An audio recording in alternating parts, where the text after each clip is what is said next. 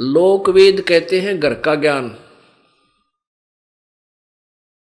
अपना मन घड़ंत, अपना अनुभव, उसे लोकवेद कहते हैं। सुनाया ज्ञान, अक्षेत्रीय ज्ञान, उसको लोकवेद कहते हैं। उस लोकवेद के आधार से परमात्मा निराकार बताया हुआ होता है, जिस कारण से परमात्मा को पहचानने में हम अभी तक धोखा खाते रहे। पुण्यात्माओं, परमात्मा के विषय में जिस भी ऋषि संत महात्मा ने ज्ञान बताने की चेष्टा की है, उन्होंने यही कहा है कि ये ज्ञान जो मैं सुना रहा हूं ये वेदों से है, या पवित्र गीता जी से है, या पवित्र पुराणों से है। तो हम यही सोचते रहे कि वेदों में परमात्मा निराकार ही लिखा होगा, क्योंकि जो गुरुजी थे हमारे वो संस्कृत जानते थे, संस्कृत भाषा के ज्ञाता थे, और सभी पवित्र सदग्रंथ, पवित्र चारों वेद, पवित्र श्रीमद् भगवत गीता जी, पवित्र 18 पुराण, ये संस्कृत भाषा में ही लिपिबद्ध थे। और जो व्यक्ति संस्कृत भाषा बोलता है, जानता है, पढ़ सकता है,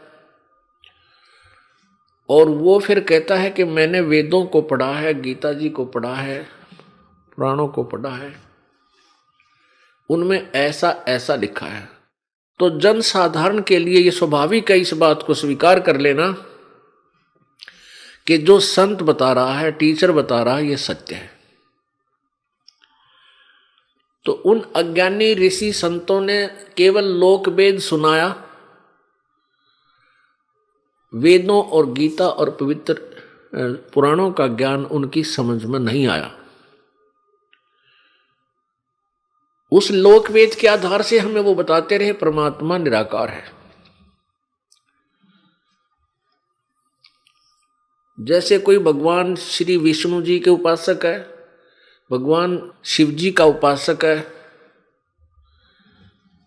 और उसने साकार मूर्ति बनाई हुई है भगवान विष्णु की, शिव जी की, उसकी पूजा करता है, और फिर उससे कोई पूछता है कि भगवान कैसा है, आप साधना करते हो, क्या आपको परमात्मा के दर्शन होते हैं? नहीं, परमात्मा तो निराकार है, केवल उसका प्रकाश देखा जा सकता समाधि में। तो इस तरह के लोकवेद से पूरा समाज ओत-प्रोत था, और साथ में ये ऋषिजन कहा करते कि वेदों में परमात्मा निराकार कहा है। तो हमने ये पक्का मान लिया, जब वेदों में निराकार लिखा है तो भगवान सचमुच निराकार है। अब जैसे पवित्र हिंदू समाज के गुरुजी पवित्र पुराणों और पवित्र वेदों की ही आड़ लेकर और पवित्र श्रीमद् भगवत गीता जी की आड़ लेकर ज्ञान सुनाया करते थे, तो हमने यही मान लिया था ये जो बता रहे हैं सत्य कह रहे हैं, क्योंकि ये संस्कृत जानते हैं और ये कहते हैं हमने वेदों, गीता और पुराणों को पढ़ा है। तो फिर हमारे अंदर फिर शंका का सवाल ही उत्पन्न नहीं होता, प्रश्न नहीं उठता कि भगवान के विषय में कोई शंका उत्पन्न हो कि वो साकार है।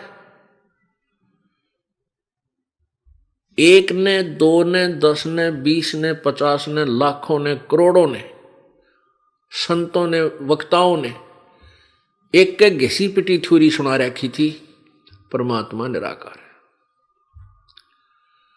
और समाधि में उसका केवल प्रकाश देखा जा सकता, साधना समय में। ये तो सिद्धांत था पवित्र हिंदू धर्म का। ऐसे ही पवित्र ईसाई धर्म में वो भी परमात्मा को निराकार मानते, साकार नहीं। किसी ईसाई से पूछा जाए कि परमात्मा कैसा है, साकार है व निराकार, वो कहता है गॉड इज फॉर्मलेस, परमात्मा निराकार है, उसका कोई आकार नहीं है। पवित्र मुसलमान धर्म के अंदर यदि इसमें यही थ्योरी है कि परमात्मा निराकार है, बेचून है,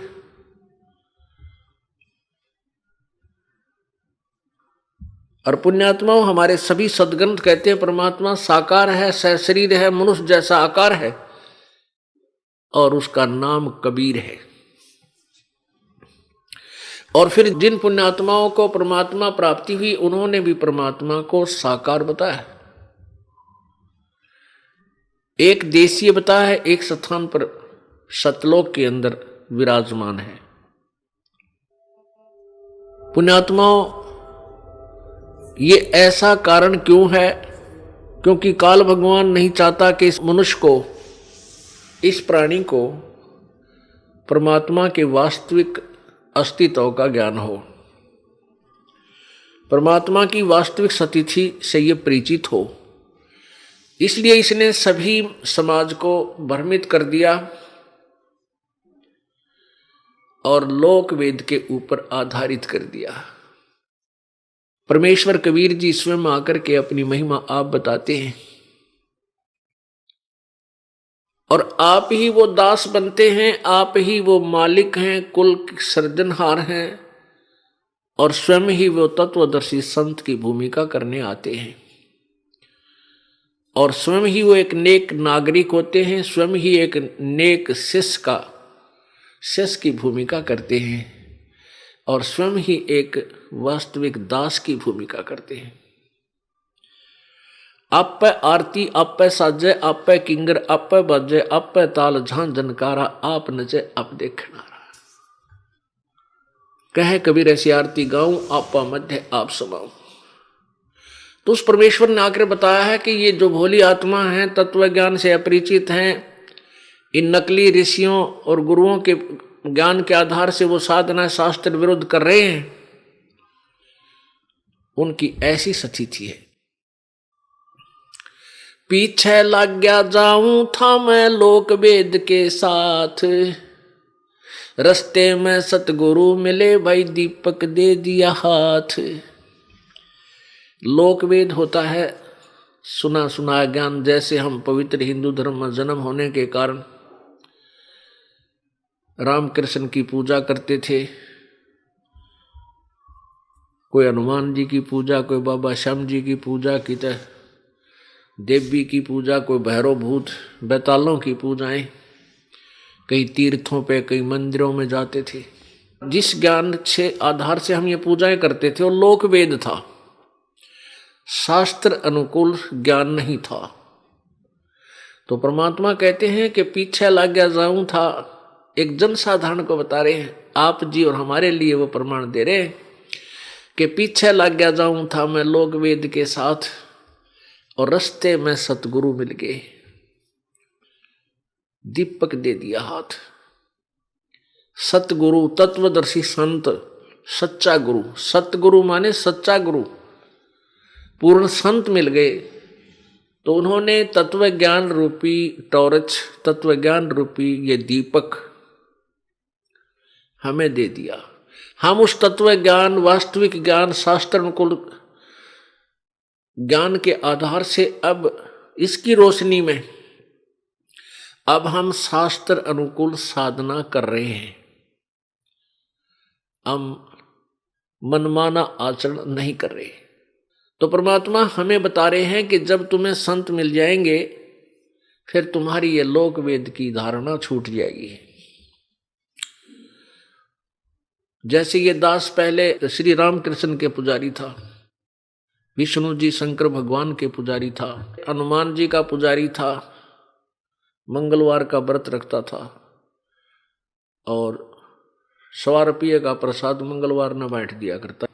तो कोई भी घर में जैसे लाभ होता था तो भगवान रामकृष्ण, विष्णु, शिव जी या बाबा श्याम जी, हनुमान जी को क्रेडिट देते थे, इन्होंने हमारे ये लाभ दिया। अब जब हमें तत्व ज्ञान प्राप्त हुआ तो पता चला कि ये कुछ भी नहीं दे सकते। ब्रह्मा विष्णु महेश, राम कृष्ण और हनुमान जी, श्याम जी आदि जो भी ये देव हैं ये हमें कुछ नहीं परिवर्तन कर सकते, केवल हमारा किया हुआ कर्म ही दे सकते। वो कौन सा कर्म? पूर्व जन्म का, और इसके अंदर वो कोई परिवर्तन नहीं कर सकते। प्रारब्ध में जो लिखा है वही दे सकते, इससे अतिरिक्त वो कुछ परिवर्तन नहीं कर सकते। केवल एक परमेश्वर है पूर्ण ब्रह्म, जो हमारे भाग्य में भी परिवर्तन कर देता है। अब हमें पता चल गया, इसलिए हम उस लोक वेद के आधार से भटक नहीं सकते। अब आपको दिखाते हैं कि परमात्मा कैसा है, साकार है व निराकार है। कबीर परमेश्वर जब आए थे, अपनी महिमा, अपनी वाणी, अपना तत्वज्ञान स्वयं ही लोकोक्तियों के माध्यम से, दोहों के माध्यम से, कविताओं के माध्यम से स्वयं ही आवाज लगा लगा कर सुनाया करते थे, और उस ज्ञान को लिपिबद्ध कर लिया, लिख लिया। वो पांचवा वेद है, वो सूक्ष्म वेद है, वो सच्चिदानंद घन की वाणी है। उसके अंदर ओवरऑल कंप्लीट स्पिरिचुअल नॉलेज है, उसके अंदर कंप्लीट ज्ञान है, धार्मिक आध्यात्मिक ज्ञान है, जो वेदों और गीता जी में भी नहीं है। उससे आगे का ज्ञान है, वो तो है ही है, उससे आगे का और ज्ञान है जो वेदों और गीता में नहीं है। जैसे पवित्र गीता जी अध्याय नंबर 4 के श्लोक नंबर 34 में कहा है कि जो अध्याय नंबर 4 के श्लोक 32 में जिस सच्चिदानंद घन की वाणी अर्थात सूक्ष्म वेद के विषय में कहा गया है कि उसमें बहुत विस्तार से भिन्न भिन्न प्रकार के यज्ञ लिखे हुए, तो उस तत्व ज्ञान को, उस सच्चिदानंद घन की वाणी को तू किसी तत्वदर्शी संतों के पास जाकर समझ, उनको दंडवत प्रणाम कर, कपट छोड़कर अपने समस्या का समाधान करवा, प्रसन्न कर, फिर वह तत्वदर्शी संत तुझे उस परम तत्व का ज्ञान करावेंगे। इसे सिद्ध है कि गीता ज्ञान से भिन्न कोई और ज्ञान है, अन्यथा गीता जी का ज्ञान तो गीता ज्ञान दाता भगवान बता ही रहा था। उसने कहा है कि उस परमेश्वर की वाणी में, सच्चिदानंद घन की वाणी में, उनके मुख से उच्चरित वाणी में ये ज्ञान बहुत ही विस्तार से लिखा हुआ है। बहुत सी यज्ञों के बारे में, यज्ञ माने धार्मिक अनुष्ठानों के विषय में लिखा हुआ है। उस ज्ञान को तू तत्वदर्शी संतों के पास जाकर समझ। इसे सिद्ध है कि गीता जी का ज्ञान कंप्लीट नहीं है, संपूर्ण नहीं है, लेकिन गलत नहीं है। जैसे एक 8वीं कक्षा तक का सिलेबस होता है, वो गलत नहीं है, उससे आगे और क्लासेज हैं, उनका सिलेबस पाठ्यक्रम और आगे है, तो ऐसे समझना है। इसी प्रकार पवित्र यजुर्वेद अध्याय नंबर 40 के श्लोक नंबर 10 से लेकर 13 तक इसमें स्पष्ट किया है कि उस परमात्मा के विषय में कोई तो निराकार कहता है, जन्म लेने वाला, कोई न उत्पन्न लेने वाला, होने वाला। उसके विषय में वास्तविक ज्ञान तो तत्वदर्शी संत ही सुनाएंगे, उनसे सुनो। तो इसे सिद्ध हुआ कि पवित्र वेदों का ज्ञान भी कंप्लीट नहीं है, इनकम्प्लीट है, लेकिन रॉन्ग नहीं है, अधूरा है, लेकिन गलत नहीं कह सकते। अपने सूक्ष्म वेद में दिए हुए ज्ञान में कबीर परमेश्वर ने कहा है, वेद मेरा भेद है, मैं ना वेदन के माही, जौन वेद से मैं मिलूं वो वेद जानते नाही। ये चारों वेद, ऋग्वेद, यजुर्वेद, सामवेद और अथर्ववेद, ये चारों वेद मेरी ही महिमा सुना रहे हैं, लेकिन इन चारों वेदों में वर्णित विधि से मेरी प्राप्ति नहीं हो सकती,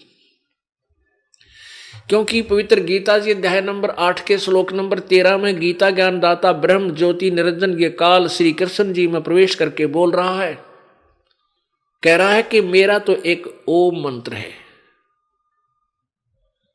ओम इति एकाक्षरम ब्रह्म व्यवहारन माम अनुशमरन ये प्रयाति तजम देहम स याति परमाम गति।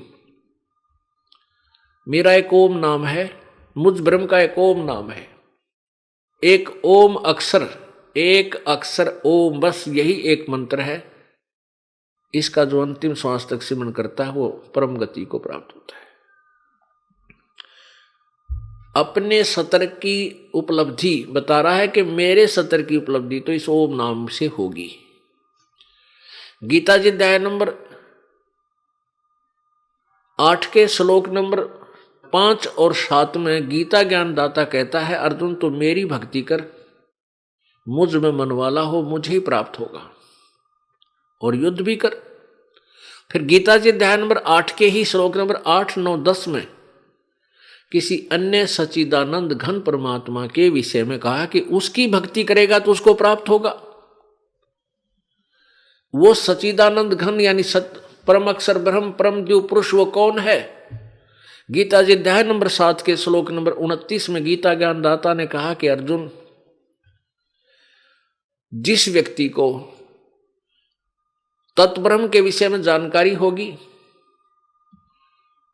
और संपूर्ण अध्यात्म ज्ञान के विषय में जो समझ लेगा तत्वदर्शी संतों से ज्ञान समझकर, उसके पश्चात वो व्यक्ति केवल जरा मरण से छूटने का ही प्रयत्न करते हैं। जरा माने बुढ़ापा, मरण माने मृत्यु। पुण्यात्माओं, इस मनुष्य शरीर के सबसे बड़े 2 दुश्मन हैं, एक तो बुढ़ापा और एक या मृत्यु। और ये दोनों कंपलसरी, ये दोनों दुख त्यार धरे अपने सबके साथ होंगे। लेकिन तत्व ज्ञान के आधार से ये पता चल जाता है कि एक ऐसा स्थान है जहां जाने के बाद फिर ये जन्म मृत्यु कभी नहीं होती, और वहां ऐसा ही आपका वहां पर ऐसा ही निवास होगा। एक बार वहां आपका जन्म होगा, उसके बाद मृत्यु कभी नहीं होगी और ना बुढ़ापा आएगा। तो वो व्यक्ति केवल जरा मरण से छूटने का ही प्रयत्न करते हैं, इस काल के लोक की किसी वस्तु की इच्छा नहीं करते। गीता जी अध्याय नंबर 7 के श्लोक 29 में कहा है। 7वें अध्याय में केवल 30 श्लोक है। 30वें श्लोक में कहा है कि अध्यात्म अधियज और ये अधिभूत आदि के विषय में जानकारी दी है। बस 8वें अध्याय का जो प्रारंभ होता है, प्रथम मंत्र में अर्जुन ने पूछा कि भगवान वो तत्ब्रह्म कौन है, फिर वो परमात्मा कौन है? तत्व माने वह, ब्रह्म माने परमात्मा। वो तत्ब्रह्म कौन है जिसके विषय में जानकारी होने के बाद फिर जरा मरण से छूटने का प्रयत्न करते हैं? तो ऐसा वो भगवान कौन है? किम तत्ब्रह्म? अब गीता ज्ञानदाता ने इसका उत्तर दिया है 8वें अध्याय के 3रे श्लोक में कि वो परम अक्षर ब्रह्म है। यानी गीता ज्ञानदाता से अन्य कोई और शक्ति है जो परम शक्ति है, जो पूजा के योग्य है, और उसी की भक्ति से जन्म मृत्यु का छुटकारा हो सकता है। गीता जी अध्याय नंबर 18 के श्लोक नंबर 62 में कहा कि अर्जुन तू सर्वभाव से उस परमेश्वर की शरण में जा जिसकी कृपा से तू परम शांति और शाश्वत स्थान यानी सनातन परम धाम, शाश्वत माने सदा रहने वाला,